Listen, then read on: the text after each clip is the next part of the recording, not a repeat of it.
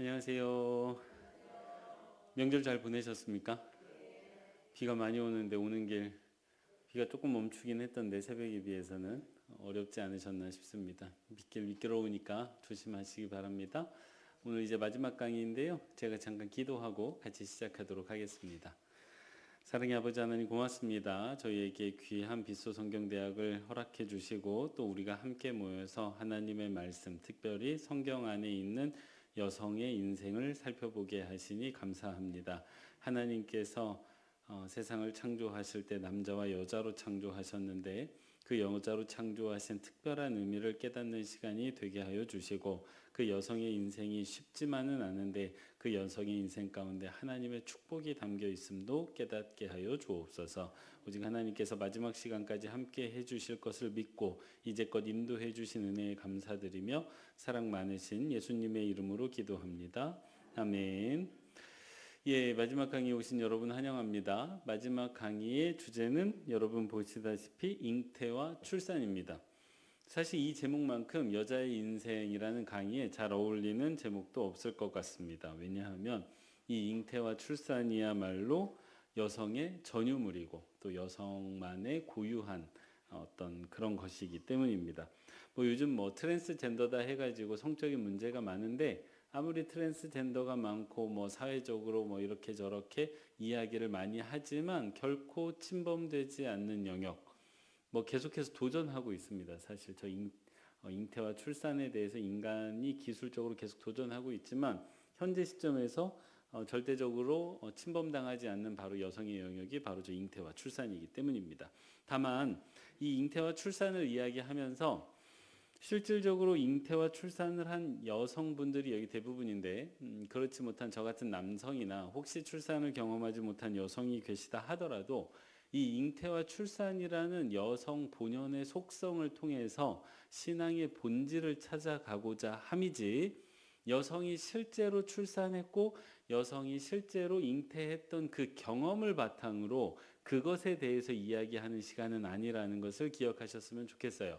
그래서 잉태와 출산의 경험이 있으신 분들께서는 그 자신의 경험에 빗대어서 돌아보시면 좋겠고 그렇지 않은 저 같은 남성이라 하더라도 잉태와 출산이 무엇인지는 알고 있기 때문에 그 속성을 잘 이해하고 받아들이신다면 훨씬 더 귀한 신앙의 성장, 인생의 성장을 이룰 수 있을 거라고 믿습니다. 일단 그 부분을 하나 말씀을 드리고 또 하나 말씀드릴 건 제가 오늘 강의에서 특별히 사용하는 단어가 하나 있어서 설명을 드리고 시작하려고 합니다. 메타포라는 단어를 사용을 할 거예요. 이게 여성의 메타포라는 말을 계속해서 사용하게 될 거거든요. 그래서 어렵게 생각하지 마시고 이거 한국말로 바꾸면 은유입니다. 은유. 이렇게 비유적으로 말한다는 거죠. 근데 이제 사실은 이제 한국말이 이 메타포라는 것을 메타포라는 영어 단어를 완벽하게 이제 번역하지 못하기 때문에 그냥 메타포라는 단어를 사용하려고 하는데 실질적으로 예를 들면 쉽게 이해가 되세요. 예수님께서 당신을 이야기하실 때 나는 포도나무요. 너희는 가지다. 라고 얘기하셨어요. 그럼 예수님이 진짜 포도나무일까요? 예수님이 좀 시간 지나면 막 팔에서 막 포도 열매가 열리고 막 그런 걸까요? 아니죠. 근데 왜 예수님이 스스로를 포도나무라고 말씀하셨죠? 그렇죠. 그 뭔가를 이야기하시기 위해서 이거를 이야기하려고 하는데 열매 맺는 삶에 대해서 이야기하려고 하는데 포도나무에 빗대서 이야기하면 훨씬 더 받아들이는 사람이 편해요, 안 편해요? 편하죠. 그래서 나는 포도나무다. 포도나무와 같다라고 이야기하지 않았습니다. 포도나무다라고 이야기해요. 이게 메타포예요. 이게 메타포. 그래서 꼭 같지 않지만 내가 포도나무는 아니잖아요. 예수님이 포도나무는 아닌데 내가 포도나무다라고 이야기하는 게 메타포예요. 그래서 제가 오늘 여러분이 자칫 오해하실 수 있기 때문에 미리 말씀을 드리는데 예수님을 잉태했다, 예수님을 출산했다라는 표현을 쓸 거예요. 그게 직접적으로 내가 예수님을 잉태하고 출산했다는 의미는 아닙니다. 제가 오늘 예수님을 잉태해야 된다, 출산해야 된다 이런 이야기를 할 수도 있어요. 그러면 그거를 내가 예수님을 잉태하는 성모 마리아가 돼야 되겠구나 이렇게 이해하시면 안 돼요. 이해하신 분 손 드시게. 이해 안 드신 분 이해 안 되시는 분, 나는 성모 마리아가 되겠다. 떠나 주셔야 돼요, 이 자리를. 이거가 이게 그 서로 간에 약속이 되지 않으면 이번 강의를 들으시면 안 됩니다. 다 약속이 되신 거죠? 예수님이 나는 포도나무다 했을 때 포도나무예요, 아니에요? 아니에요. 제가 오늘 혹시 예수님을 잉태해야 됩니다라고 이야기를 해도 그게 잉태하란 소리예요, 아니에요? 아니에요. 메타포입니다. 은유예요. 빗대어서 이야기하는 거예요. 아셨죠? 네, 잘 따라오고 계십니다. 자, 오늘의 강의 내용입니다. 첫 번째로 이제 잉태와 출산이라는 제목을 잡았는데 여성에게 출산이 갖는 의미에 대해서 한번 생각을 해보고요. 그 다음에 예수님을 진짜로 출산했던 여인이 있죠. 이거는 메타포가 아니에요. 이건 사실 그대로예요. 저희 어머니가 저를 출산했던 것처럼 진짜로 예수님을 잉태하고 출산했던 여인은 세상에 딱 몇 사람? 한 사람이에요. 한 사람. 자꾸 요즘 뭐 통일교가 문제가 많은데 통일교가 자꾸 그 잉태 가지고 뭐라고 하는 거거든요. 그래서 예수님을 실제로 잉태하고 출산했던 여인 마리아. 그리고 두 번째 여인은 그 예수님께서 부활하신 이후에 부활의 첫 증인이 됐던 사람도 여인입니다. 알고 계셨죠? 예. 그 여인이 막달라 마리아예요. 그래서 막달라 마리아에 대해서 살펴보게 됩니다. 그래서 오늘 두 명의 여인 모두 이름은 같아요. 여러분, 막달라 마리아가 이름이 막달라 마리아일까요? 아니면 이름은 마리아일까요? 네, 마리아입니다. 그럼 막달라는 왜 붙었을까요? 저 지역 이름이에요. 지역 이름. 전주 출신의 이승철이라고 말하는 거하고 똑같습니다. 서울 출신의 김한원 이렇게 얘기하는 거하고 똑같아요. 막달라는 지역 이름이에요. 그래서 저 막달라 지역 출신의 마리아다 이런 의미입니다. 그래서 이제 결론으로 가면 여자의 인생인 잉태, 출산, 양육, 상실, 부활의 증언을 이제 정리하면서 왜 한국 교회가 여성 중심일 수밖에 없는가에 대해서 말씀을 드릴 겁니다. 네, 먼저 여성에게 출산이란 어떤 의미를 가지고 있을까요? 가장 먼저 여성이 출산하는 걸 저도 옆에서 지켜봤는데 몸이 변하더라고요. 가장 먼저. 그래서 좀 찾아봤습니다. 여성이 잉태하고 있으면 어떻게 몸이 변하나. 여러분 알고 계셨습니까? 여성이 잉태하고 있을 때에는 혈액량이 증가합니다. 혈액량이 약 40% 정도 증가한다고 해요. 알고 계셨습니까? 그러니까 피의 양이 많아지는 거죠. 누구 때문에? 아기 때문에. 그리고 출산을 위해서 호르몬이 분비가 많이 되죠. 이것저것 많이 분비되는데 그중에 가장 특색 있는 거, 뼈를 연하게 합니다. 실제로 뼈가 연해져요. 왜냐하면 이제 몸이 벌어져서 아이를 낳아야 되기 때문에 실제로 호르몬으로 인해서 몸이 연해집니다. 뼈가 연해져요. 특히 골반뼈가. 이제 그런 변화가 있고요. 의학 교과서에 뭐라고 써 있는 줄 아십니까? 여성이 가지고 있는 여러 가지 생리불순이나 어떤 여성 기능적 장애는 여성의 출산을 통해서 나아질 수 있다고 의학 교과서에 써 있습니다. 제가 의학 교과서를 봤을까요? 보지는 못했고요. 국립의료원에 계시는 비뇨기과 과장님께서 직접 해주셨던 이야기예요. 제가 출산했을 때 이런 거다. 그래서 실제로 이렇게 난임의 어려움을 겪었던 가정이 시험관 시술을 통해서 출산을 하고 나면 자연 임신이 되는 경우가 많이 있습니다. 생각보다. 그 이유가 뭐냐 하면 출산이라는 사건을 통해서 여성의 몸이 균형을 잡고 완성이 된다고 해요. 이 의학 교과서에 써 있는 말입니다. 그러면서 이제 난임의 어려움도 출산의 경험을 통해서 해결이 된다고 하더라고요. 그래서 시험관 시술을 통해서 출산한 가정이 둘째, 셋째를 가질 때에는 자연 임신이 되는 경우가 종종 있습니다. 네, 이제 그렇게 이해를 하시면 되겠고요. 그게 이제 생물학적 변화라면 심리적으로는 아가페에 가장 가까운 사랑을 경험하게 되죠. 이게 남편을 사랑하는 것과는 차원이 다른 사랑으로 들어가더라고요. 제가 옆에서 지켜보니까 왜 남편들이 찬밥이 될까? 자녀를 낳고 나면 더 큰 사랑이 생겼기 때문입니다. 남자들이 비유가 적절치 않기 때문에 들지 않겠습니다. 네, 여튼 심리적으로는 가장 큰 사랑을 경험하게 되는 그리고 자기 희생적인 모성애를 갖게 되죠. 부성애가 없는 건 아닙니다. 저도 아이를 키워보니까 부성애도 굉장히 큰데 모성애를 따라가기는 어렵지 않을까라고 생각을 합니다.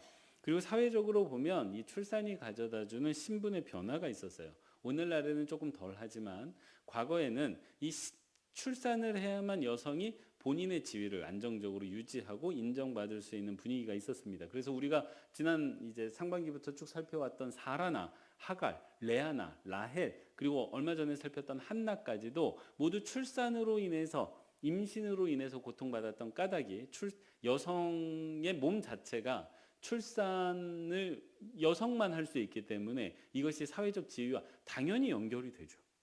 그러지 않겠습니까?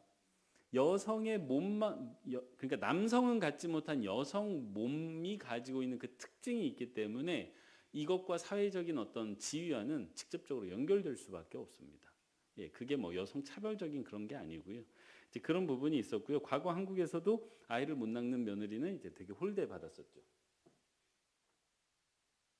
날씨가 참 이상합니다. 더웠다가 추웠다가 더웠다가 추웠다가 지금도 이게 가디건은 입어야 되겠는데 또 땀은 나고. 네, 그런가 하면 이제 출산이 가지고 있는 또 다른 의미에는 고통과 희생의 의미를 가지고 있죠. 오늘날에는 이제 병원이 되게 잘 돼 있어서 의학이 발전해 가지고 아이를 출산하다가 사망하는 경우가 거의 없지만 예전에는 이제 출산이라는 사건 자체가 굉장히 위험한 사건이었습니다. 그죠? 그래서 출산하다가 사망하는 여인도 많았고 이제 그런 아픔을 가진 가정도 많았죠. 그리고 이제 출산도 고통인데 더 큰 고통이 기다리고 있죠. 가만히 보니까 출산하고 아이를 또 낳는 이유가 출산의 고통을 잊어서가 아니에요. 출산 이후에 양육의 고통이 더 크다 보니까 출산이 어려웠는지를 잊는 것 같아요. 네. 그리고 이제 그 양육의 어려움이 조금 지나갈 때쯤 다들 둘째를 낳으시더라고요.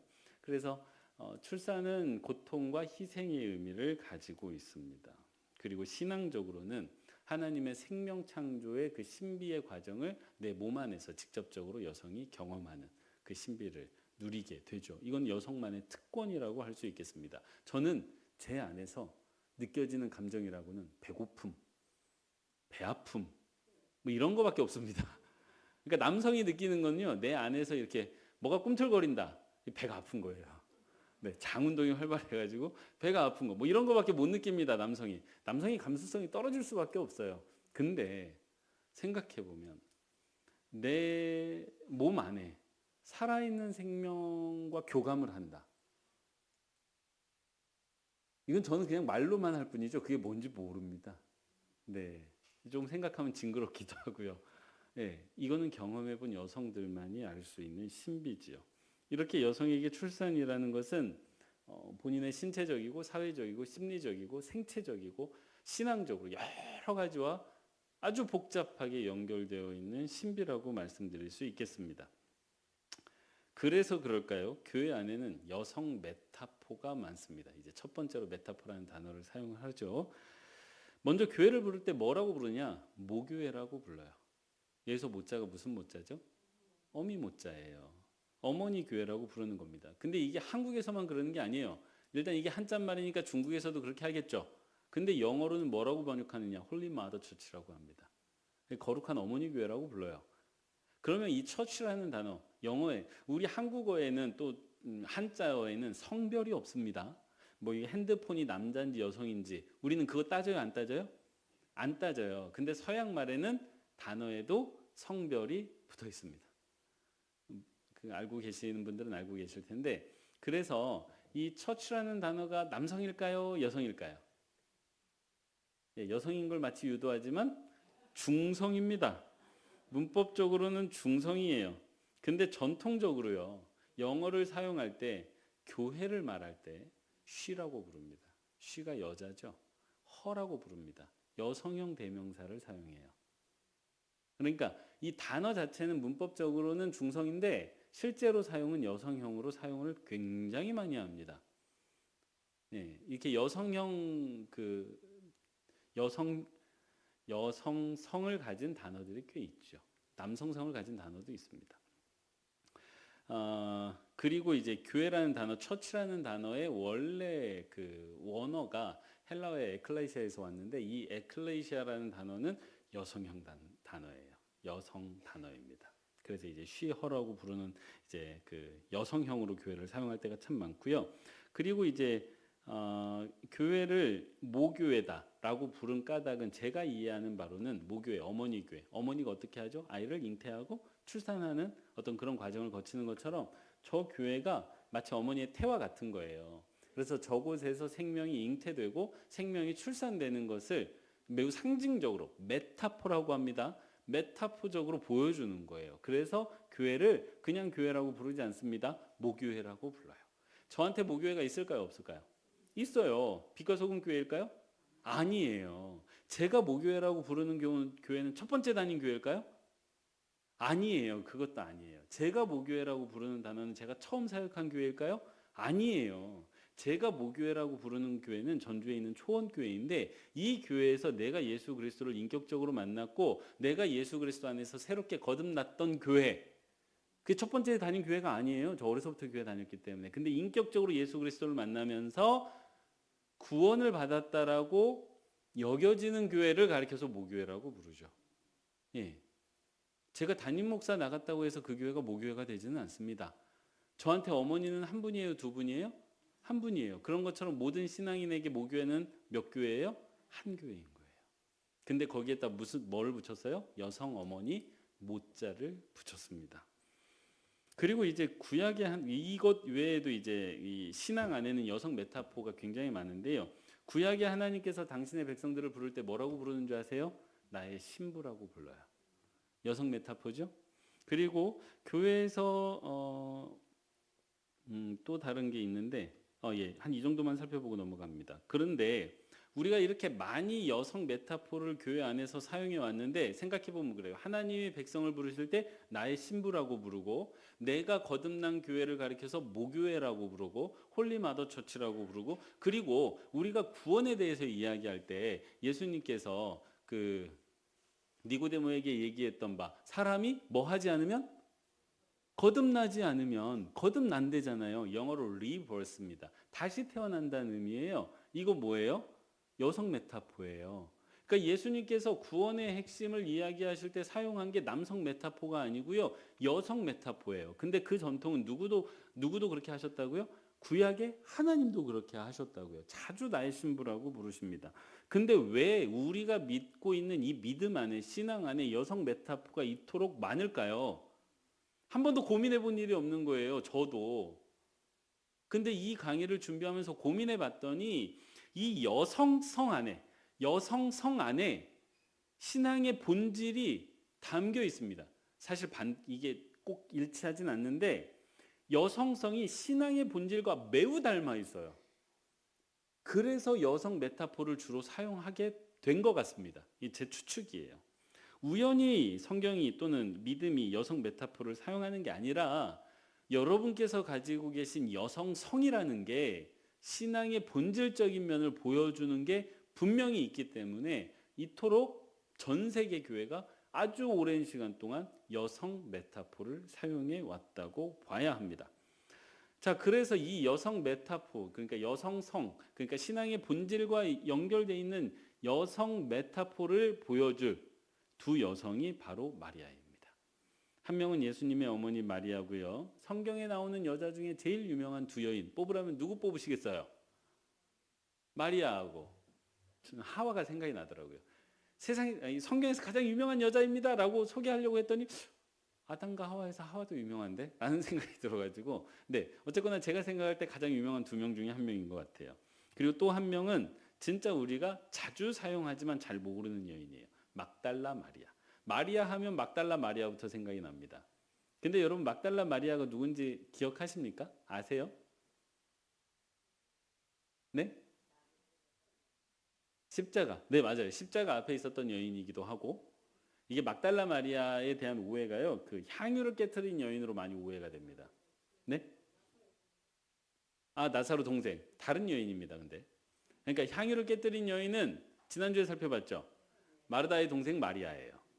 막달라 마리아는 다른 마리아입니다.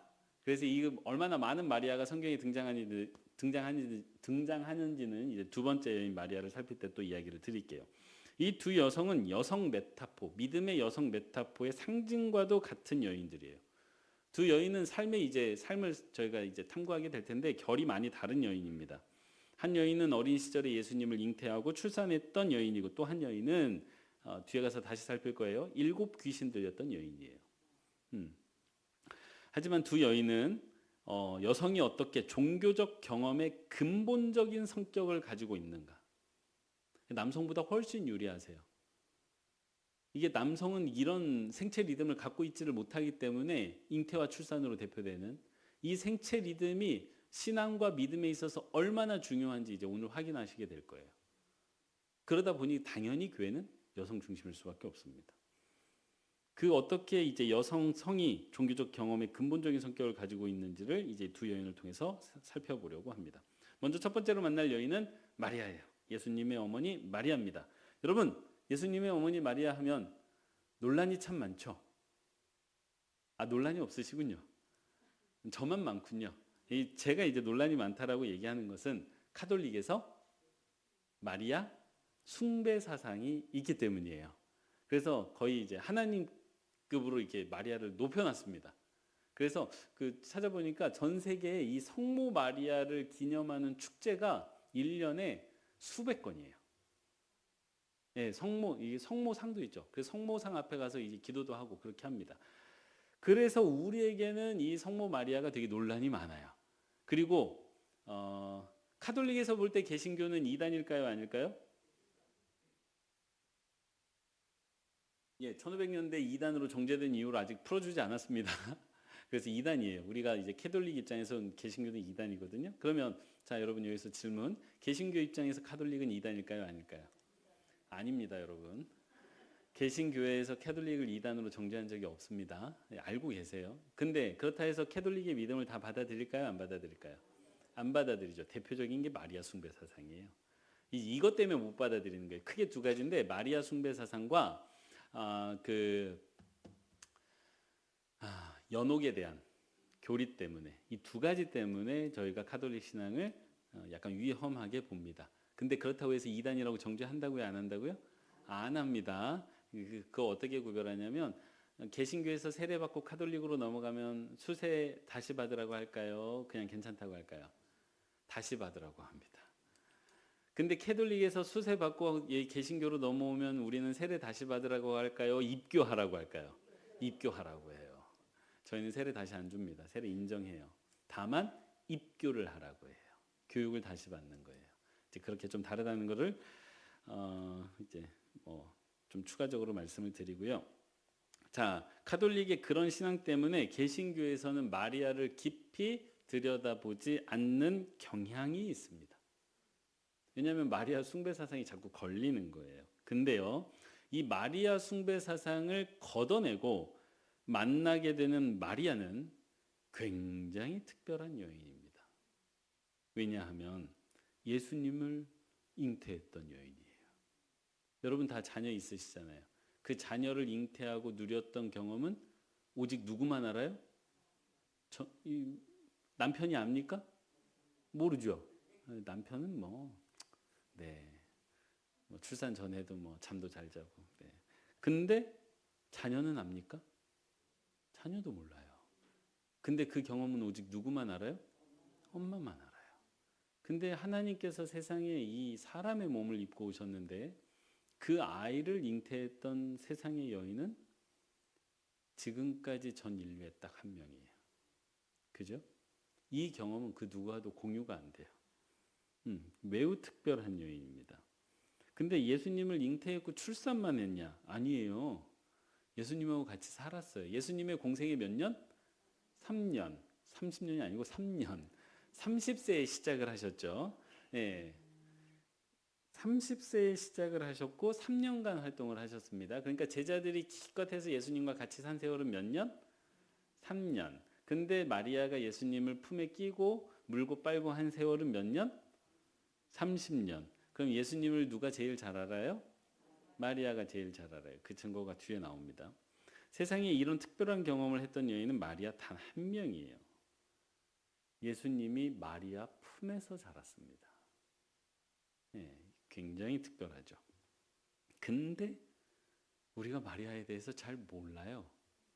여러분 예수님 이 마리아에 대해서 얼마나 잘 알고 있는지는 모르시겠는데 성경에 일단 마리아가 어떤 여인이었는지 기록해 두지 않았습니다. 이게 전부예요. 제가 읽어봐 드릴게요. 여섯째 달에 천사 가브리엘이 하나님의 보내심을 받아 갈릴리 나사렛이란 동네에 가서 다윗의 자손 요셉이라 하는 사람과 약혼한 처녀에게 이르니 그 처녀의 이름은 마리아라. 이게 전부예요. 마리아의 아버지가 누구인지 안 나와요. 마리아의 고향이 어디인지 안 나와요. 그때 그냥 마리아가 나사렛에 살고 있었다는 것만 나옵니다. 그리고 약혼했다는 사실만 나오지 사실 마리아에 대해서 기본적인 정보조차 성경이 주고 있지 않습니다. 세상에서 가장 유명한 여자예요. 세상에서 가장 유명한 여자예요. 무려 지금 앞으로도 수천 년간 계속 회자될 이름이에요. 근데요, 가장 알려지지 않았어요. 부모님은 고향은 어린 시절의 마리아는 그가 왜 택함 받았지? 아무것도 알려지지 않았습니다. 근데 더 놀라운 건 뭔지 아세요? 저도 이 강의를 준비하면서 알았는데 더 놀라운 건 이 마리아에 대해서 많이 알려지지 않았을 뿐만 아니라 우리도 알고 싶어 하지 않아요. 굳이 마리아에 대해서 알 필요가 있나? 왜요? 저 여인을 통해서 예수님이 태어났으니 우리는 다 누구만 보고 있어요? 예수님만 보고 있어요. 우리의 시선은 그 여인이 낳은 아들만 보고 있지 그 옆에 몸을 풀고 누워있는 여인을 주목해서 본 적이 없어요. 더 알 필요가 없는 거예요. 우리는 아들만 알면 되니까. 하지만 오늘 우리는 아기 예수에게서 눈을 들어서 누구에게로 눈을 돌려야 됩니까? 마리아에게 눈을 돌려야 돼요. 그래야 진짜 마리아가 보입니다. 이 여인이 첫 번째로 등장하는 장면은 수태고지 장면이에요. 마리아 이름 마태복음과 마가복음에 등장을 하지만 마리아가 주체적으로 등장하는 첫 장면은 누가복음입니다. 보라 네가 잉태하여 아들을 낳으리니 그 이름을 예수라 하라.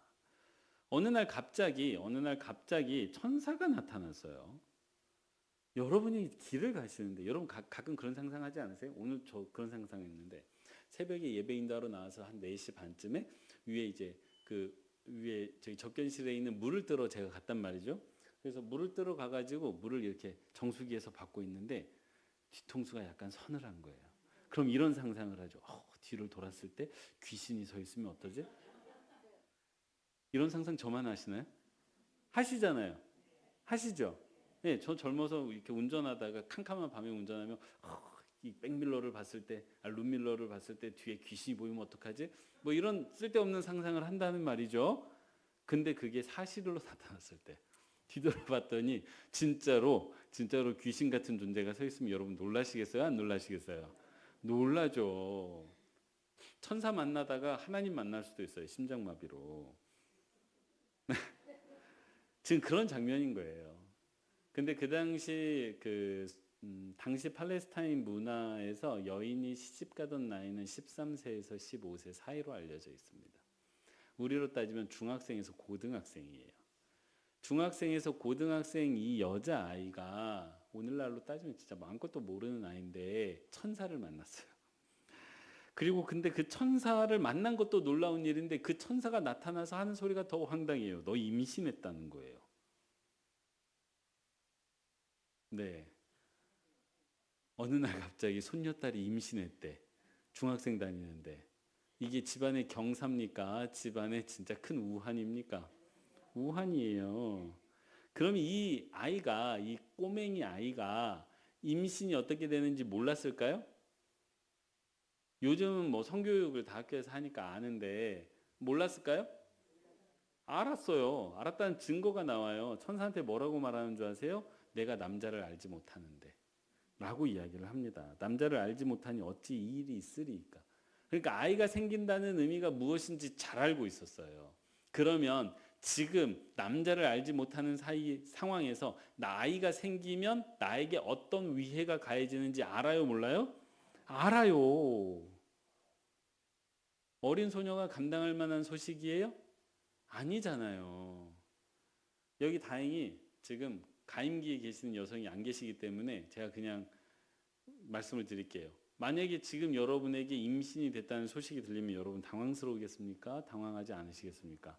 굉장히 당황스럽죠. 야, 이거 당황스러운데 상상하는 것만으로도 힘드시죠? 그런 상황이에요. 그런 상황이에요. 이 무슨 황당한 상황이야 라는 상황이에요. 근데 여기서 놀라운 것은 마리아의 대답이죠. 같이 한번 읽어볼까요? 마지막 줄에 있는 거 시작. 아멘. 우리는 너무 평안하게 읽는데요. 이 평안하게 읽는 까닭이 뭘까요? 이 고백에서 마리아의 당황이 느껴지지 않기 때문이에요. 그래서 저희가 이 어린 여자아이의 임신 소식을 놀랍게 받아들이지 않는 경향이 있습니다. 왜냐하면 마리아가 놀라지 않았기 때문이에요. 당사자가 놀라지 않았기 때문이에요. 반면에 놀라는 경우가 있어요. 시내산에서 하나님이 호렙산에서 하나님이 모세를 불렀을 때 모세는 당황했어요? 안 당황했어요? 당황했어요. 그게 성경에 다 드러납니다. 가라고 했더니 안 가요. 막 이런다고요. 그게 성경에 다 드러나거든요. 근데 우리가 이 어린 여자아이의 임신을 접하면서 놀라지 않는 단 하나의 이유는 저 아이가 놀라지 않았기 때문입니다. 여러분, 여기서 이제 그 마리아가 했던 응답, 주의 여종이오니 말씀대로 이루어지이다. 그러니까 임신이 그냥 되기를 원합니다. 이렇게 고백을 한 거잖아요. 제가 이거 강의를 준비하면서 누가 생각이 나냐면 하갈이 생각이 났어요. 하갈. 우리가 함께 살폈던 하갈. 여러분, 하갈에게 자기 결정권이 있었습니까? 없었습니까? 없었었죠. 그러니까 자녀를 잉태하는 그 결정권이 그 여인에게 주어져 있었어요? 안 주어져 있었어요? 안 주어져 있었어요. 그래서 그 여인을 뭐라고 불렀죠? 종이라고 불렀던 거예요. 그러니까 임신 결정권조차 본인이 갖지 못한 존재가 종인데 여기서 뭐라고 말하고 있어요? 주의 여종이라고 이야기하잖아요. 그러니까 하나님께서 나를 통해서 출산하시겠다고 하니 내가 종의 위치로 내려가서 그거를 받아들이고 있는 아이입니다. 이게 정말 특별한 아이예요. 15살 정도 된 아이가 이 정도의 신앙과 이 정도의 평안함을 보여주고 있습니다. 근데 이거는 한 인간의 성숙이라고 보기보다는 성령의 임재라고 봐야 됩니다. 성령의 임재가 함께 계셨기 때문에, 왜냐하면 예수 그리스도가 어떻게 잉태됐어요? 성령으로 잉태됐다라고 하나님의 말씀이 전해주잖아요. 그러니까 이 마리아 안에 지금 누가 계셔요? 하나님의 영이 함께 계시는 거예요. 그러니 평안을 유지하는 겁니다. 그러니 이 당황스러운 상황에서 당황하지 않을 수 있는 것입니다. 그렇기 때문에 그 힘으로 말미암아 저 태중의 아이를 받아들이는 저 성숙함을 저 어린아이가 보여주고 있는 것입니다. 그리고 그거를 받아들였기 때문에 순종함까지 나아갈 수 있었던 거예요. 근데 여러분, 이게 중요한 게요, 마리아가 이런 모습을 보인다는 것 자체도 중요하지만 이 어린 나이에 이 마리아라는 여인이 이 사건을 경험했다는 것입니다. 여러분, 이게 얼마나 중요한 거냐면요, 상담에서 특히 이제 어린 시절의 상처를 끄집어낼 때 사용하는 기법 중에 뭐가 있냐면, 당신의 어린 시절에서 지금 깊이 생각하지 말고 딱 생각나는 사건 말해보세요. 이거 기법 사용하거든요. 근데 그 사건이 왜 떠오르냐면 그 사건으로 인해서 내가 지배받는 그 영역이 있기 때문이에요. 생각의 방식이든지 삶의 태도든지 그게 있습니다. 있어요. 저한테 어린 시절에 딱 떠오르는 기억을 말하라고 하면 아빠하고 같이 해수욕장에 갔을 때 아빠가 나를 그 진흙 뻘이죠. 서해 뻘로 데리고 가는데 제가 그게 지저분하다고 거기서 나오던 장면이에요. 제가 지금도 그런 성향을 보입니다. 제가 이렇게 땀도 많고 막 이렇잖아요. 제가 하루에 샤워를 3-4번씩 하는 사람이에요. 그게 영향을 받습니다. 그런 것처럼 어린 시절의 이 강렬한 경험, 하나님께서 내주하시는 경험, 그리고 그 내주하심에 순종해 본 경험을 가진 여인은, 아니 단순한 여인이 아니라 그 어떤 사람이면, 그게 나이가 어떠하든지 성별이 어떠하든지 출신이 어떠하든지 이런 경험, 하나님의 성령이 강하게 내 안에서 역사하시는 경험을 한 여인은 이거에 지배를 받아요, 안 받아요? 받게 되는 거예요. 그래서 이때의 경험이 마리아 인생 전체를 관통합니다. 그래서 오늘은 특별하게 마리아의 인생을 순서대로 살피지 않고 이 마리아의 첫 장면 이후에 바로 마지막 장면을 살피게 될 거예요. 이 수태고지 다음에 마리아가 보인 반응이 놀랍습니다. 마리아가 찬가를 부르거든요. 이게 그 마리아의 찬가가 한나의 찬가에서 비롯됐다라는 이야기는 한나 때 이야기를 드렸는데, 그 일단 1장 47절 48절만 읽어보도록 하겠습니다. 시작.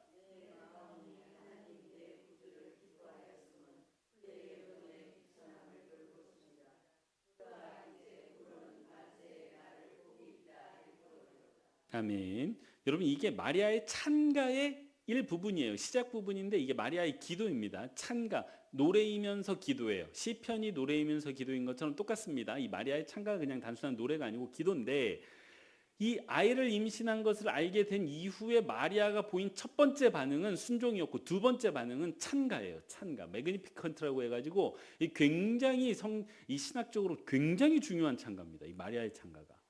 이거를 이제 마리아가, 이 어린 아이가 해내거든요. 근데 이 마리아 찬가를 보면 주목해서 볼 부분이 있는데, 마리아가 태어날 아이로 인해서 기뻐하지 않는다는 사실이에요. 이 마리아의 찬가에서 아기에 대해서 언급하는 부분이 없습니다. 오직 하나님에 대해서만 언급을 하고 있어요. 그러니까 과업을 맡기신 하나님을 바라보고 있고, 하나님에 대해서 신뢰하고 확신하고 있습니다. 그리고 그 신뢰와 확신이 있었기 때문에 기뻐하고 있는 거예요.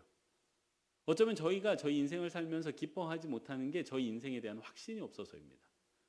우리 인생에 대한 하나님의 도우심에 확신이 있으면 삶의 형편이 어떠하든지 우리는 기뻐할 수 있을 거예요.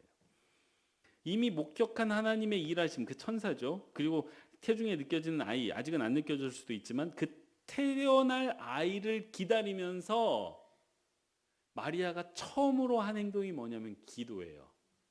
그러니까 여기서 세 가지 단어를 주목하셔야 돼요. 첫 번째, 믿었다는 거예요. 두 번째, 그 믿음 가운데 기다렸다는 거예요. 아이의 출산을. 그리고 세 번째, 뭐 하면서 기다려요? 기도하면서 기다렸다는 거예요. 세 단어, 믿음, 기다림, 그리고 기도. 이 세 가지를 기억하셔야 됩니다. 이렇게 보았을 때요. 이렇게 보았을 때 예수 그리스도를 잉태한 역사적 이 사건, 역사적 사건이죠. 왜냐하면 이게 진짜 역사적 사건인 게, 올해가 몇 년이죠? 2025년이에요. 근데 2025년에 기준된 해가 뭐예요? 예수님 태어난 해예요. 저희가 BC, AD라고 말하잖아요. 그래서 BC가 기원 전인데, 기원 전에서 BC가 Before Christ, 예수 탄생 전이라는 얘기예요. 그래서 전 인류의 역사적인 사건이 됐어요. 왜냐하면 예수 탄생을 기점으로 1년이 됐거든요. 그러니까 진짜 역사적인 사건인데, 이 역사적 사건에 대한 한 여인의 개인적 의미를 살펴보면, 하나님께서 나를 찾아오셨고 구원의 역사를 시작하셨다는 것을 의미합니다. 그러니까 모든 영혼이 하나님의 구원을 받기를 바라는데, 그 구원의 시작점이 다 어떻느냐? 예수님께, 하나님께서 나를 찾아오시는 사건이에요. 그래서 내 안에서 구원의 역사를 시작하는 사건이에요. 무엇을 닮았어요? 잉태를 닮았어요. 잉태했다는 의미가 아니라 잉태를 닮았다니까요. 구원 사건이. 그러니까 하나님께서 찾아오셔서 마리아 안에 새로운 생명을 불어넣으셔서 출산케 하신 그 사건이, 하나님께서 우리에게 은혜 주셔서 나를 찾아오셔서 내 안에서 생명의 역사를 시작하신 사건과 닮았어요? 안 닮았어요? 닮았어요. 그래서 이 구원의 사건이 여성성을 가지고 있습니다. 여성의 메타포를 가지고 있어요. 그래서 이러한 경험들을 알려주는 마리아이기 때문에 우리가 마리아를 숭배할 필요는 절대 없지만, 그렇다고 마리아를 소외시키면 돼요? 안 돼요? 안 됩니다. 왜냐하면 마리아에게 굉장히 귀한 경험이 담겨 있거든요. 끝에 가서 다시 한번 총 정리를 해드릴 거예요. 이렇게 믿음으로 예수 그리스도를 기다리며 기도했던 마리아가 두 번째 기다렸던 사건이 있어요. 그게 이제 마리아의 마지막 등장입니다. 성경에서 마리아가 언제 마지막으로 등장을 하냐면 사도행전 1장에서 마지막으로 등장을 해요. 같이 한번 읽어보겠습니다. 시작.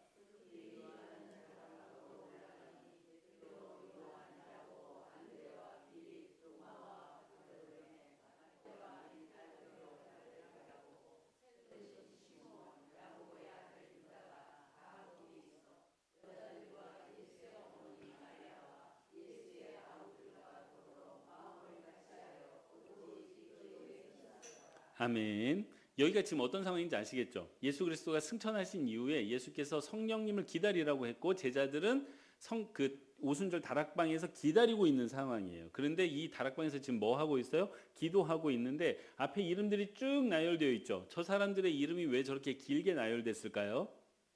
초대교회에서 매우 중요했던 인물들이기 때문이에요. 근데 그 위에 기타 인원들이 등장을 하는데, 여자들, 예수의 아우들, 뭐 이렇게 무리로 등장을 하는데, 그 가운데 한 사람의 이름이 또 등장하죠. 누구예요? 예수의 어머니 마리아. 그러니까 이 예수의 어머니 마리아가 초대교회에서 차지하던 위치가 커요, 작아요? 컸다는 것을 증명해요. 근데 이 제자들과 이 예수님을 따랐던 무리들이 누구를 기다리고 있어요? 성령을 기다리고 있어요. 마리아가 처음에 예수 그리스도를 잉태하고 무엇을 기다렸다고요? 출산을 기다렸다고요. 출산을 기다렸잖아요. 뭐 하면서 기다렸어요? 기도하면서 기다렸다고요. 그리고 그녀는 출산을 경험해봤어요? 안 해봤어요? 해봤어요. 하나님의 말씀대로 성취되는 걸 봤습니까? 안 봤습니까? 봤어요. 그래서 하나님의 성취가 이루어지기까지 기다려야 된다는 것과 그 동안에 기도해야 된다는 걸 알던 여인이에요. 초대교회도 예수 그리스도가 승천하신 이후에 성령님이 오시기를 기다렸어요? 안 기다렸어요? 기다렸어요. 그때 뭐 해야 되는지 누가 알고 있어요? 마리아가 알고 있었던 거예요. 그래서 저 무리들 사이에 예수의 어머니 마리아와 더불어 마음을 같이하여 오로지 기도에 힘쓰더라. 누가 중심을 잡고 있는 것처럼 보입니까? 마리아가 중심을 잡고 있는 것처럼 보이는 겁니다. 교회가 시작되는 장면이에요.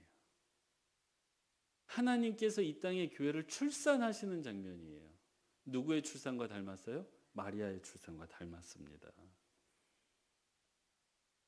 이 하나님의 역사하심이 굉장히 여성적 메타포를 가지고 있어요. 그래서 저 성경 말씀에서 예수의 어머니 마리아가 기도하고 있는 장면이 굉장히 중요합니다.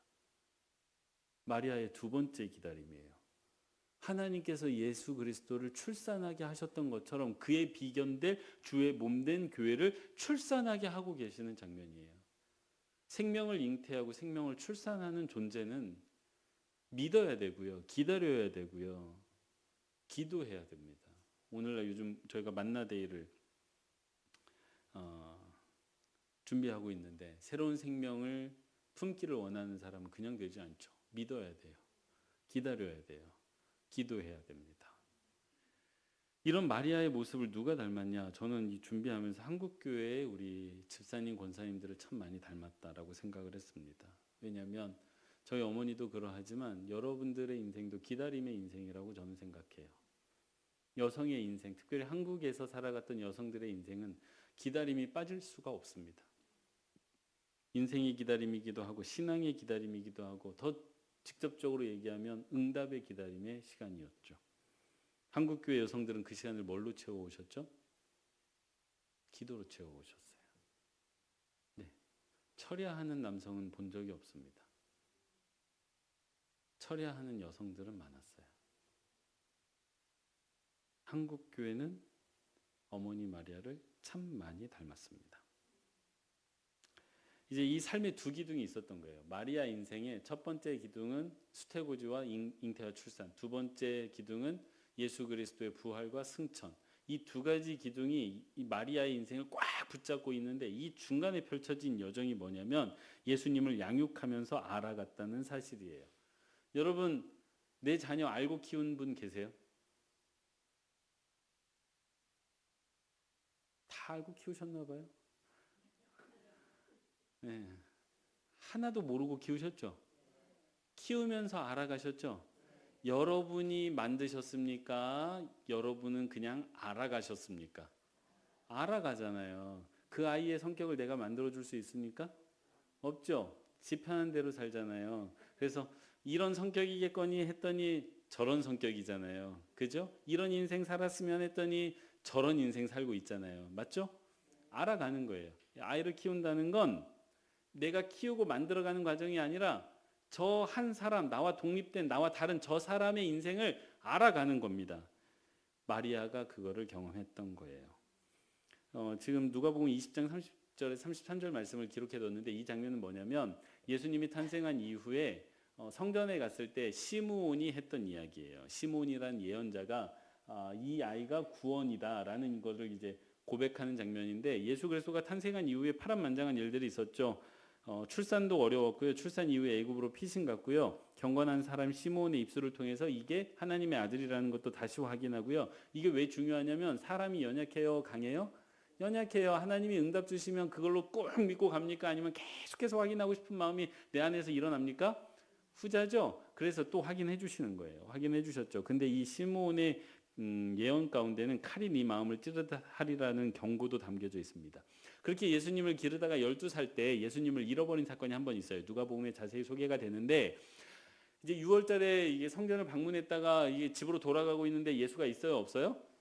없어요. 당연히 따라오는 줄 알았더니 없어요. 다른 어린 애들 챙기느라고 예수님 못 챙겼던 것 같아요. 또 똑똑한 아이니까 잘 따라오겠거니 했는데 3일 지났는데 없어요. 그래서 돌아갔어요. 돌아갔더니 어디 찾을 수가 없어요. 근데 예수님을 어디서 찾아요?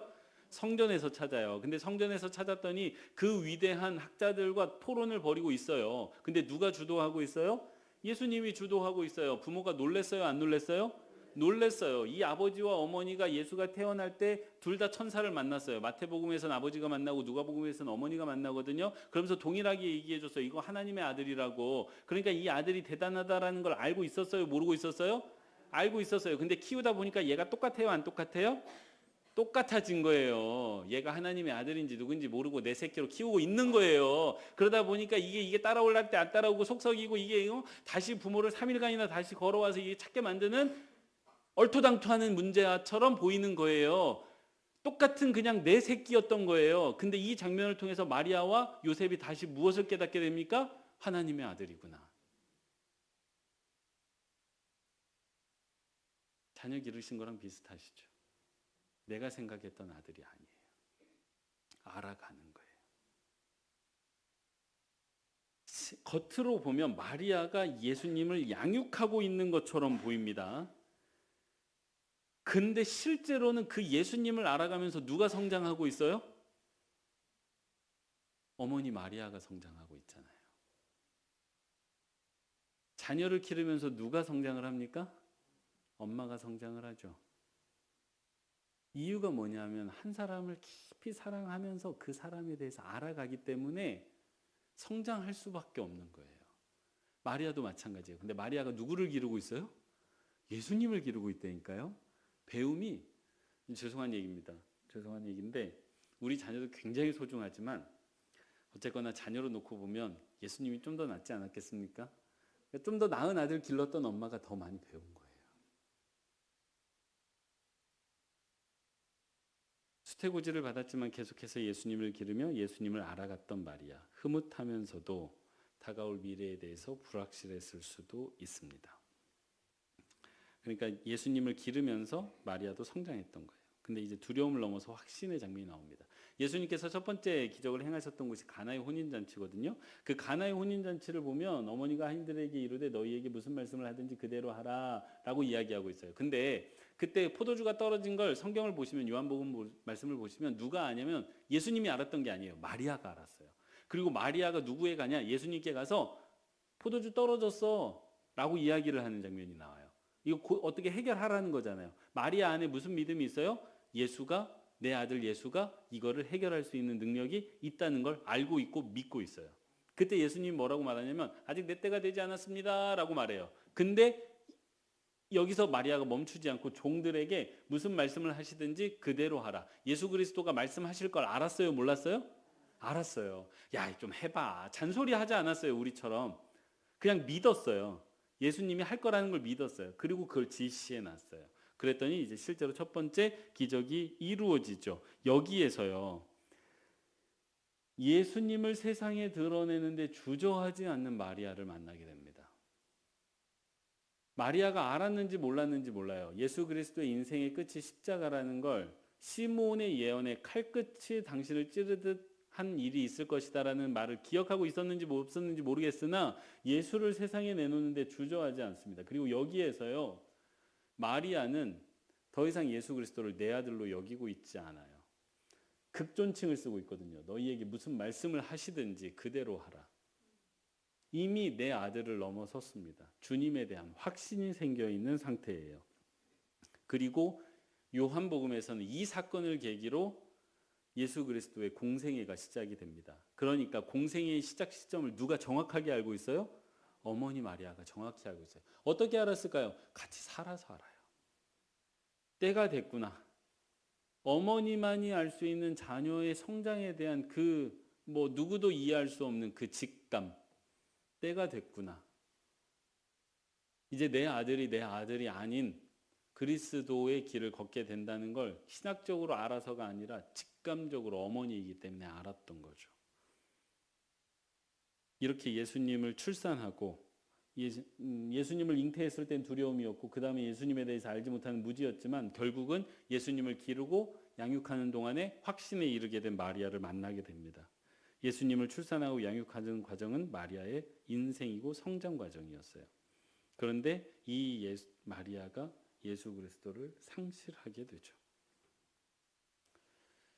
같이 한번 읽어볼까요? 요한복음 20장입니다. 20장 5절인데 2장 5절이라고 해놨네요. 같이 한번 읽어보시죠. 시작.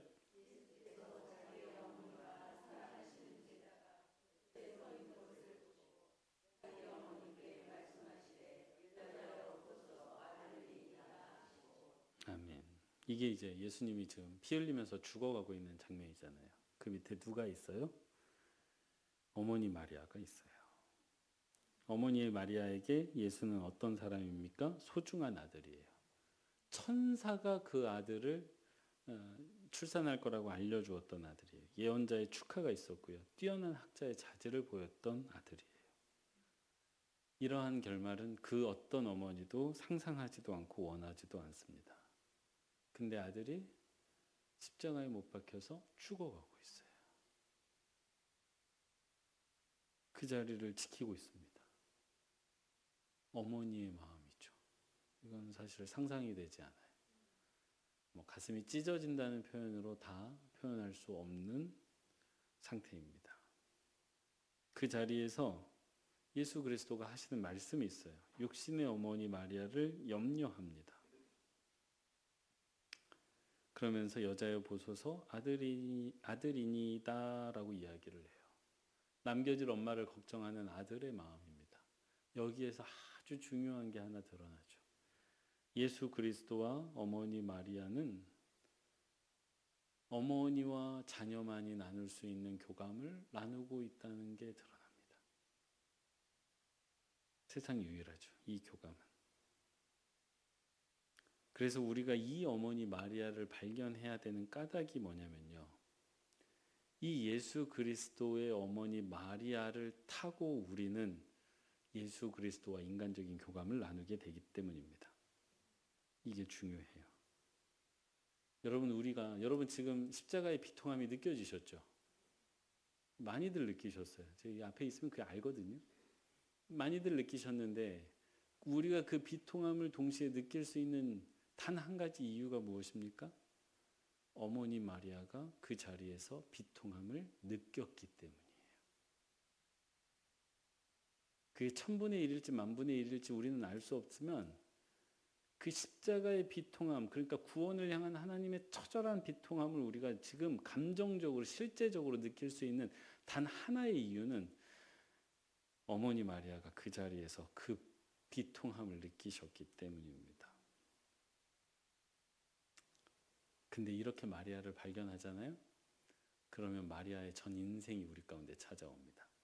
예수 그리스도를 잉태했을 때 그리고 출산했을 때의 기쁨, 남성은 쉽게 알 수 없어요. 근데 여성은 더 느낄 수 있죠. 아이를 기를 때의 어려움과 아이가 성장하는 기쁨, 그 가운데 내가 성숙해지는 기쁨. 하지만 자녀를 상실하고 놓아버릴 수밖에 없는 아픔, 그 가운데 나에게 찾아오는 부활의 기쁨은 다음 챕터에서 나옵니다. 이 마리아를 발견해야 되는 이유가요. 마리아를 발견함으로 인해서 어머니 여성의 인생을 살았던 그 마리아의 인생과 감정이 내 안에 들어오기 때문이에요. 이 구속 사건을 매일매일 생생한 사건으로 되살리기 위해 하나님께서는 성육신의 방법을 택하신 게 아닐까? 라고 제가 이 강의를 준비하면서 처음으로 느꼈습니다. 그러니까 하나님께서 이 구속사 사건을 매일 생생하게 직접 경험하지 못하는 사람에게 직접 경험해 주시기 위해서는 인간의 출산과 양육과 인생과 고통과 십자가라는 그 모든 아픔을 느낄 수 있는 매개체가 필요했고 그게 어머니 마리아예요. 그러기 위해서 인간의 몸을 입고 오셨던 것 아닐까? 굉장한 여성 메타포죠. 성육신의 기쁨과 십자가의 비통함 모두 어머니 마리아의 감정과 삶을 통해 세상에 전달됐습니다. 그리고 이제 예수 어머니의 마리아의 흔적은 아까 보았던 사도행전 1장에 나오는 부활의 현장과 교회를 기다림이에요. 부활하신 예수님이 어머니 마리아를 만났을까요? 안 만났을까요? 만났다. 안 만났다. 왜? 손을 안 드세요. 만났다. 안 만났다. 왜 안 드세요? 이유를 알 수가 없네. 몰라서. 안 만나고 갔으면 공자의 효사상에 비춰봤을 때 그러면 씁니까? 안 씁니까? 안 되죠. 10계명 제5계명이 무슨 계명이죠? 부모를 공경하라. 예수님이 만났을까요? 안 만났을까요? 만났다고 해야지. 아니 왜 예수님을 자꾸 이렇게 불효자식을 만들려고 그러세요? 다시 한번 손들어 보겠습니다. 예수님이 부활하신 이후에 예수님 만났을까요? 안 만났을까요? 만났습니다. 네, 만났다고 가정하자고요. 근데 성경은 그 어떤 기록도 남겨두지 않았습니다. 예수님을 잉태했을 때 매그니피컨트라고 불리는 마리아의 찬가를 불렀다면 마리아가 부활하신 예수님을 만났을 때는 얼마나 정말 즐거운 찬양을 불렀을까요? 하지만 성경은 기록하고 있지 않습니다. 다만 또 떠났어요. 사랑하는 아들이 또 하늘로 떠나갔습니다. 그 이후에 마리아는 기도하고 있어요. 교회를 출산하기 위해서. 메타포라고 했습니다. 네. 또다시 기도하고 있습니다. 제자들에게 약속을 믿고 기도하며 기다려야 된다는 것을 딱 그 가운데 뭐 어디 앉아 있는지가 중요하지 않아요. 저 구석에 앉아 있어도 마리아가 중심이에요. 왜냐? 마리아는 경험해 봤거든요. 믿는 게 뭔지, 기다리는 게 뭔지, 기다리면 성취되는 게 뭔지, 그 시간을 기도하며 견뎌야 되는 게 뭔지를 마리아는 알고 있었어요. 그래서 마리아가 뭐 앞에 있었든지 저 구석에 있었든지 중앙에 있었든지 상관없이 저 기도 모임의 중심은 마리아입니다. 마리아는 어떤 여인이냐? 시골의 평범하고 어린 소녀였지만, 그래서 다른 사람처럼 약혼하고 결혼을 기다렸지만 갑작스레 임신을 하게 됐고 그 말씀 앞에 순종했고 기도했던, 그리고 출산했던, 이후 예수님을 양육하고 교감했고 그래서 아들이었지만 믿고 확신했던, 그래서 누구보다도 먼저 예수님의 공생애를 알아차렸고 그랬기에 십자가의 비통함까지 같이 나아갔던 여인, 이후 부활을 목도하고 다시 성령님을 기다리며 교회를 출산했던 여인, 예수님을 품었던 그녀의 삶이 있었기에 오늘날 우리도 피상적인 예수 그리스도가 아니라 생생하게 살아서 우리와 교감하시는 예수 그리스도를 만나게 됩니다. 이게 이제 첫 번째 마리아고요. 굉장히 오늘 짧게 끝날 줄 알았는데 이게 계속 가겠습니다. 마지막이니까. 두 번째 막달라 마리아예요. 부활의 첫 증인입니다. 성경에 마리아라는 이름을 가진 여인이 많아요. 예수님의 어머니 마리아, 막달라 마리아, 마르다 동생 마리아, 야고보와 요셉의 어머니 마리아, 요한의 어머니 마리아, 글로바의 아내 마리아. 이게 다 많아요. 다 많은데 뭐 이렇게 다 했고, 다만 왜 이렇게 마리아가 많을까요? 여자의 이름이 없었다. 서운한 말씀 아닙니까? 개똥이 막똥이라고도 치는데, 이게 저도 이번에 알았는데요. 이 마리아라는 이름이 미리암이라는 이름에서 왔다고 합니다. 모세의 누이 미리암. 근데 이 미리암의 뜻이요, 세 가지를 가지고 있는데 뭐냐면 쓴맛, 사랑받는, 그리고 마지막으로 한 가지 의미가 저항의 의미를 가지고 있대요. 왜 모세의 엄마가 딸의 이름을 미리암이라고 지었을까요? 그 당시 상황이 어떤 상황이에요? 애굽에 의해서 종살이 하던 시절이잖아요. 억압받던 시절이잖아요. 그러니까 벗어나고 싶어요? 안 벗어나고 싶어요? 벗어나고 싶어요. 그래서 딸의 이름을 뭐라고 지어요? 저항의 의미를 담아 미리암이라고 지었던 거예요. 우리가 일제시대 때 광복이라고 이름 짓는 거하고 똑같아요. 광복아 와라, 광복아 와라 하는 거하고 똑같아요. 그래서 그 당시에 또 누구의 압제를 받고 있어요? 로마의 압제를 받고 있어요. 그러다 보니까 저항의 의미를 담아서 마리아라는 이름이 흔했을 것이다 라고 추측입니다. 사실 아니에요. 추측이에요. 이제 그런 이름을 가지고 있고요. 막달라 마리아는 사복음서에 모두 등장하는 여인입니다. 막달라 지역의 출신의 마리아, 이 여인에 대한 기록이 누가복음 8장 2절에 나오는데 7 귀신이 나간 자 막달라인이라고 하는 마리아라고 소개가 되고 있어요. 막달라 지역 출신이고요. 그 외에는 알려진 게 또 없습니다. 다만 한때는 7 귀신이 들렸던 여인이에요. 이 여인, 이 막달라 마리아가 축기를 어떻게 은혜를 입었다라는 기사는 없어요. 근데 성경에는 귀신 들렸던 사람들의 인생에 대해서 잘 설명하고 있죠. 그래서 막달라 마리아의 인생도 매우 비참했을 거라는 건 우리가 미루어 짐작할 수 있습니다. 많은 사람들로부터 소외됐었을 거예요. 살았으나 죽은 자로 살았을 겁니다. 근데 그런 여인이 주님을 만나 치유를 받은 거예요. 예수님이 나에게 찾아온 사건입니다. 구원을 경험한 거예요. 아까 마리아 사건에서 살펴봤죠. 잉태의 개인적인 의미가 하나님께서 찾아오시고 구원이 시작되는 걸 의미한다면 여성적 메타포로 보면 막달라 마리아도 지금 누구를 잉태한 겁니까? 예수 그리스도를 잉태한 거예요. 분명히 메타포라고 했습니다. 네, 사실 아니에요. 메타포예요. 예. 누가 또 저한테 가가지고 막달라 마리아도 예수를 잉태했대 이런 소리 하실까봐 지금 이러는 거예요. 그러면 최상경 목사님이 저를 이단으로 고발하십니다. 네, 그렇게 잉태한 사건. 자, 지금 누구랑 닮아가요? 마리아하고 닮아가요. 구원 사건 이후에 누가복음 8장 3절을 보면 이 막달라 마리아가 자기의 소유로 예수 그리스도를 섬긴 걸 알게 됩니다. 이거를 보아 막달라 마리아는 그 예수님의 치유를 받은 이후에 예수님을 따라다녔다는 것을 알게 돼요. 은혜에 감격했어요. 그리고 은혜에 감격하는 것을 넘어서서 은혜를 주신 분을 사랑하기 시작했습니다. 그래서 예수님을 따라 나선 거예요. 아들이 아닌 하나님을 찬양했던 어머니 마리아와 닮았죠. 그리고 자신의 소유로 주님을 섬기면서 헌신했습니다. 그렇게 주님 곁에서 주님과 동행하면서 뭐 했어요? 성장한 거예요. 자, 예수님을 어떻게 하고 있습니까? 예수님을 잉태하고 출산했고 또 예수님을 뭐 하고 있어요? 양육하고 있어요. 메타포입니다. 메타포예요. 닮았다는 거예요. 마리아가 예수님을 잉태하고 출산하고 양육했던 것처럼 막달라 마리아도 예수님을 만나서 받아들이고 동행하면서 성장한 과정이 마치 예수 그리스도를 잉태해서 출산하고 예수 그리스도를 양육하면서 성장했던 마리아와 매우 닮아 있기 때문에 여성적 메타포로 그 여성의 신체 리듬에 맞추어서 막달라 마리아를 바라볼 수 있다는 이야기를 드리고 있는 겁니다. 은혜가 사랑이 됐어요. 그리고 사랑이 헌신이 됐고 헌신이 성장이 된 여인입니다. 누구를 닮았냐? 여러분을 닮았어요. 한국교회 권사님, 집사님들이 다 이렇게 사랑하셨어요. 삶에 어려움이 있어서 하나님을 찾았더니 하나님이 나한테 찾아오신 거예요. 주님이 찾아오신 거예요. 은혜를 받은 거예요. 사랑하게 됐어요. 사랑하게 되니 헌신하게 된 겁니다. 주방떼기로, 전도로, 이런 일들을 다 감당하셨던 게 사랑 때문이었어요. 그리고 그 헌신이 오늘날 굳건한 믿음의 성장을 이뤄낸 토대였습니다. 막달라 마리아를 참 많이 닮았어요.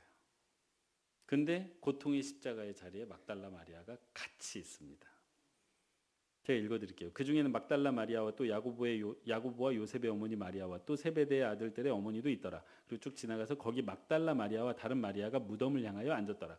십자가와 무덤까지 따라온 막달라 마리아인데요. 무덤 앞을 막달라 마리아가 떠나지 않아요. 예수님이 무덤에 들어가셨는데요. 그래서 문을 닫았는데요. 그 앞에 앉아 있어요. 무덤을 향하여 앉아 있대잖아요.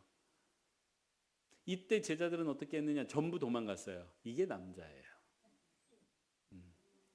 겁이 많다기보다는 제 살 길을 빨리 찾죠. 근데 여성의 사랑은 훨씬 깊고 지고지순하죠. 그래서 거기 앉아 있잖아요. 로마 병사가 지키고 있는데 상관하지 않습니다. 이 막달라 마리아의 사랑을 보여줘요. 예수님을 만났고 출산이죠. 헌신하며 성장했고 양육이죠. 막달라 마리아는 예수님을 상실하는 자리에 예수님 어머니 마리아와 함께 있었습니다. 굉장히 닮았어요.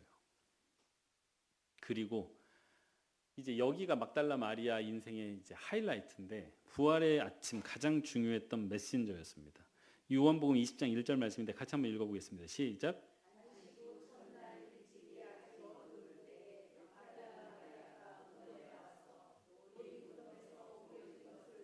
네, 이제 요한복음에서 이 아침에 일어난 일을 좀 자세하게 보도하고 있는데요.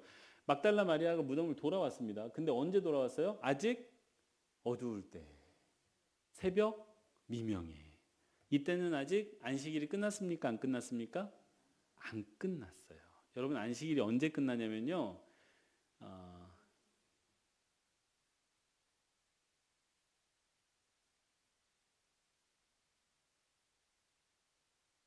해가 뜨면 끝나요.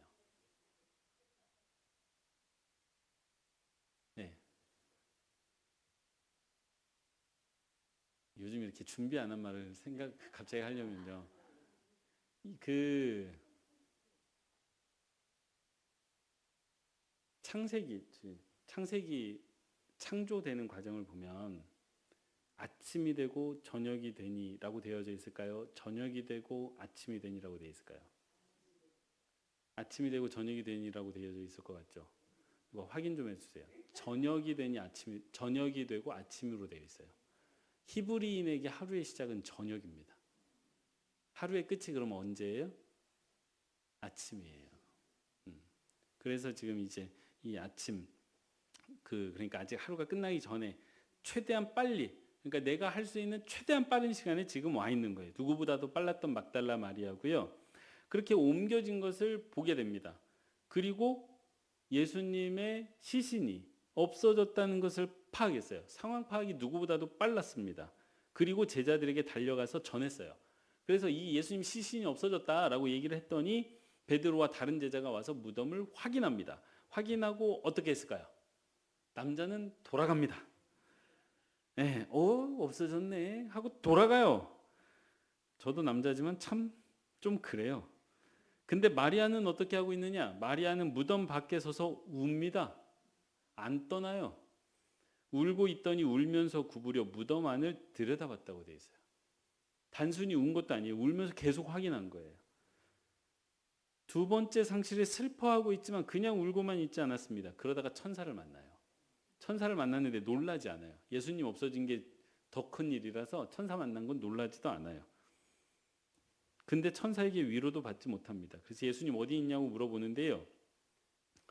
이 말을 하고 뒤로 돌이켜 예수께서 서 계신 것을 보았으나 예수이신 줄을 알지 못하더라. 예수님이 역사에 부활하신 몸으로 첫 번째 등장하는 장면입니다. 가장 빨리, 그 누구보다도 빨리 부활하신 예수님을 막달라 마리아가 만났어요. 가장 빨랐기에, 그리고 가장 인내하면서 기다렸기에, 위험보다 예수님에 향한 사랑이 컸기 때문에 부활하신 예수님을 만났습니다. 근데 알아보지 못했어요. 이유가 뭘까요? 뭐 여러 가지 추측이 가능한데 저는 이게 예수님께서 신령하신 몸으로 부활하셨기 때문에 달라졌다라고 생각을 했어요. 근데 그게 아니에요. 못 알아볼 수 있어요. 예상치 못했기 때문이에요. 시간이 계속 가서 좀 망설여지지만 제가 수영을 하거든요. 부끄러운 얘기인데 제가 수영을 하는 같이 수영을 하는 분들 중에 어떤 분이 계세요. 근데 그분이 우리 교회 집사님이세요. 교회에서 만나면 늘 인사했던 분이에요. 제가 2년간 수영장에서 같이 수영하면서 못 알아봤습니다. 언제 알아본 줄 아세요? 저희 교구분은 아니신데 그분이 조용한 분이긴 한데요. 어느 날 수영장을 들어오는데 그 전날 그분 일로 통화를 했거든요. 근데 다음날 아침 수영장에서 만난 거예요. 집사님 웬일이세요? 라고 말을 하려고 하는데 그 순간 알았어요. 나하고 2년간 같이 수영했는데? 그래가지고 제가 너무 민망해서 인사를 하려다가 깜짝 놀라서 그냥 들어갔거든요. 나중에 집사님이 저에게 하신 말이 있으세요. 그 집사님은 저를 알아보고 계셨을까요? 못 알아보고 계셨을까요?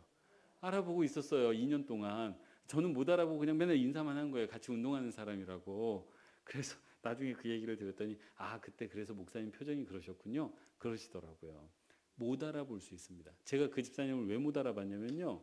거기서 만날 거라는 생각을 한 번도 해본 일이 없어요.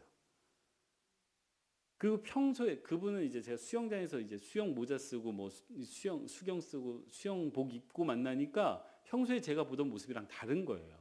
같은 사람인데. 그걸 못 알아봤다니까요. 그 2년간이나. 얼마나 민망했는지 속으로 욕하고 계시죠. 목사가 성도도 못 알아보고. 근데 그럴 수 있습니다. 그래서 예수님이 살아서 움직일 거라는 생각을 전혀 하지 못했던 거예요. 그러면 못 알아봅니다, 사람이. 사람이 딱 자기 경험에 갇혀 있기 때문에. 그래서 예수님이 마리아야 하고 부르세요. 이 부름에 깨어납니다. 그래서 예수님을 알아봐요. 그랬더니 라보니라고 부르는데 이게 선생님인데요. 단순한 선생님이 아니라 나의 선생님이라고 부르는 거예요. 굉장히 개인적으로 부르는 호칭입니다. 그러니까 마리아야라고 부르고 선생님, 나의 선생님이라고 부르는 장면이에요. 여기에서 뭐가 느껴져요? 교감이 느껴져요.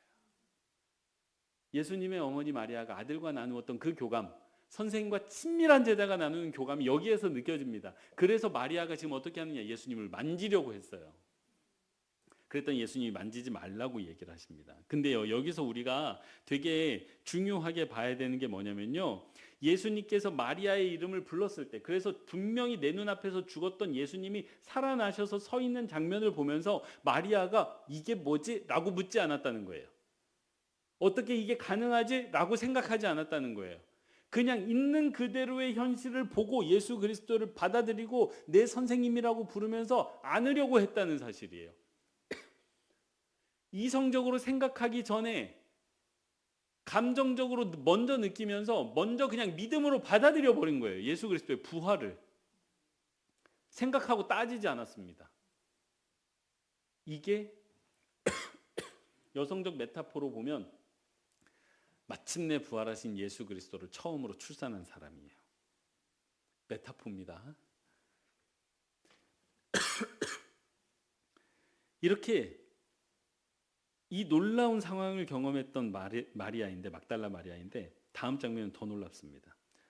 예수님께서 뭐라고 말하냐면 너는 내 형제들에게 가라고 말씀하세요. 가서 이 부활의 소식을 전하라고 이야기합니다.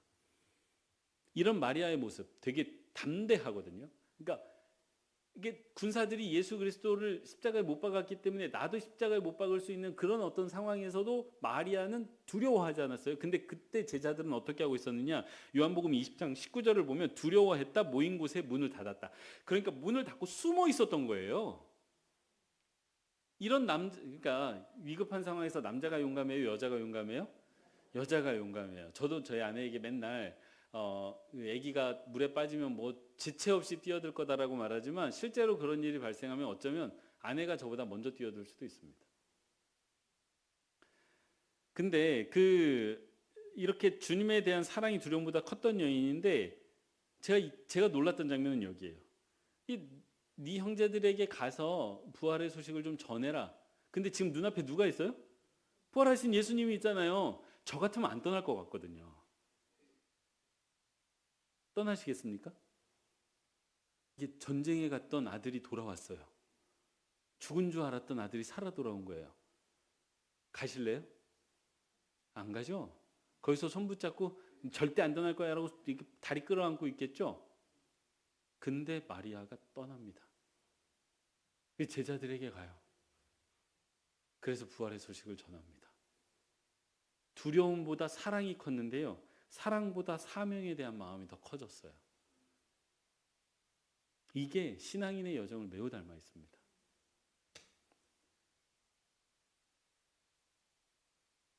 넘어가서 막달라 마리아, 이제 결론인데요. 여성의 영적 체험 리듬입니다. 7 귀신 들려 고통받았던 여인, 하지만 주님을 만나 구원받은 여인, 이후 주님께 헌신하며 주님과 동행했던 여인, 예수님과 교감하며 성장했고 십자가의 아픔도 나누었고 그래서 그 죽음을 누구보다도 슬퍼했던 여인, 그래서 부활의 첫 증인이 된 여인, 부활의 증인을 넘어 사명의 인생을 살게 된 여인.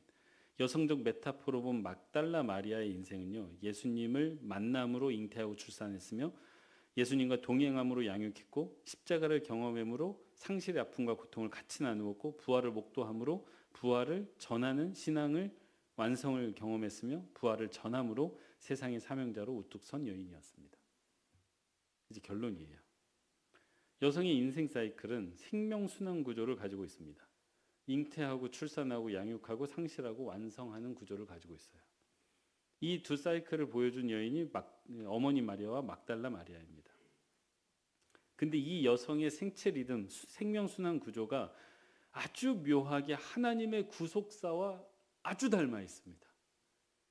그래서 예수 그리스도를 통해 구원받은 모든 사람은 사실 여성의 인생을 산다고 해도 과언이 아닙니다. 왜 교회는 여성적입니까? 왜 한국 교회가 여성 중심입니까? 우리가 가진 신앙과 믿음 자체가 매우 여성적이기 때문입니다.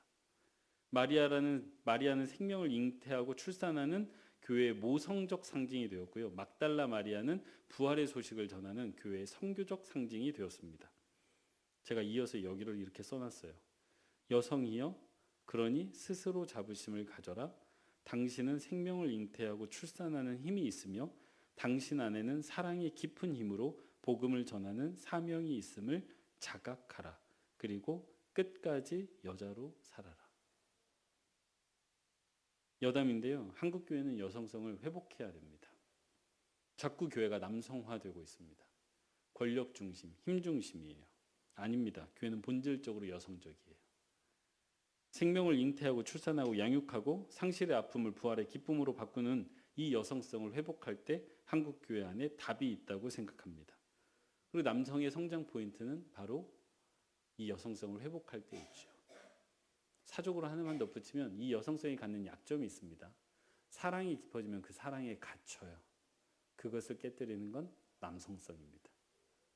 예, 여기까지 하도록 하겠습니다. 혹시 뭐 질문 있으실까요? 없으시겠죠? 네.